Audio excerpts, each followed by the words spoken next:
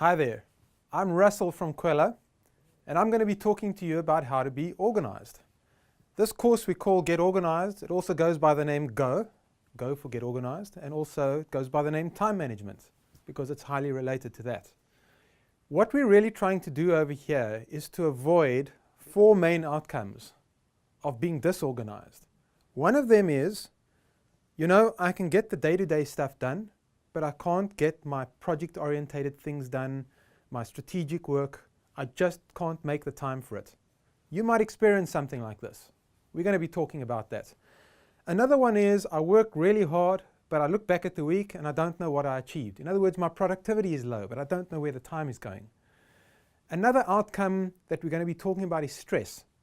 And just what are the things that generate that? Because stress will shorten your life. It's not worth living with it.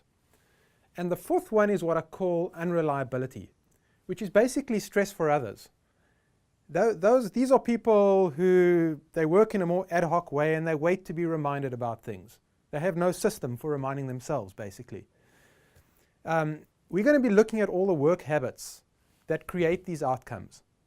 And then what we're going to be doing is looking at a workflow system which will help you make strategic use of your most important commodity, which is time, and basically avoid these outcomes as much as possible.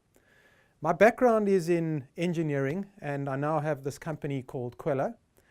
As part of my work over the last 10 years or so, I've sat down with what must be hundreds and hundreds of people in their office and watched how they work and come to many of the conclusions that I have here today to show you.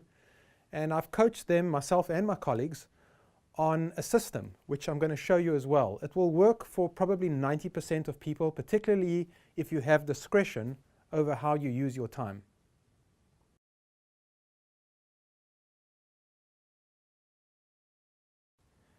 Now I'd like to explain a concept which was developed by one of the leading thinkers on this topic, that being Stephen Covey, that says any task that you have to do can be dissected in terms of its importance and its urgency, and that they're not the same thing. If you plot those on two different axes, you come up with this four-quadrant model. Let's examine it real quick. Quadrant 1 is what we call urgent and important. These are the things which you can't do much about. They're up against you. You have to manage them. Fires, immediate deadlines. If it's there, you've got to do it. This is your first priority, obviously. The more interesting quadrant is not urgent, but important. And anything strategic usually shows up in this quadrant, because by its very definition, strategic things, if they're not done today, will have little effect on tomorrow. Yet, these are the things that prevent a lot of the things that happen in quadrant 1.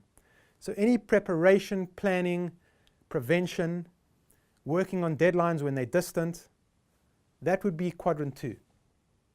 And this is where we have to focus versus just manage what comes to us. So people who are accustomed to working reactively will find that they can probably get to quadrant 1 stuff. But to get to quadrant 2, you've got to be able to make the time. It won't just happen. What are the other two quadrants? Well, there's quadrant 3, which are things that are urgent, but they're not that important. If you've ever been invited to a meeting because there's a problem, and you're sitting in that meeting for an hour and a half, but you're not the one who's going to go and solve that problem, you're just there for sort of FYI, that's what I mean. That crisis is not yours to solve. It's urgent, but it's not important that you be there. Unimportant interruptions, unimportant emails where people want an immediate response, that would all fall in that quadrant. Obviously, we need to try and avoid as much of this as possible, or do the bare minimum. And then finally, you've got the obviously avoid quadrant, which is quadrant 4. It's not urgent, and it's not important. Unnecessary meetings that you've signed up for, socializing too much. A little bit of socializing is important for human beings, but some people socialize, let's face it, 25% of the day. That's excessive, etc. Now, knowing this stuff isn't really enough to do it, because you'll find that the way you actually manage your technology, your phone, your email, your calendar, and all of those things will tend to dictate what quadrants you work in. Think about it like this.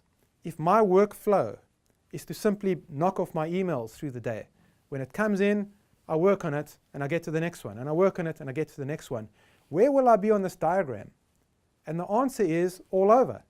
I'll be in all quadrants randomly, and that's not what we want. And that's another reason why we should not deal with our emails sequentially, because you will be all over on this diagram. We clearly need some other way to elevate the important stuff and then start there. I'm going to show you a workflow system now that will give you just that.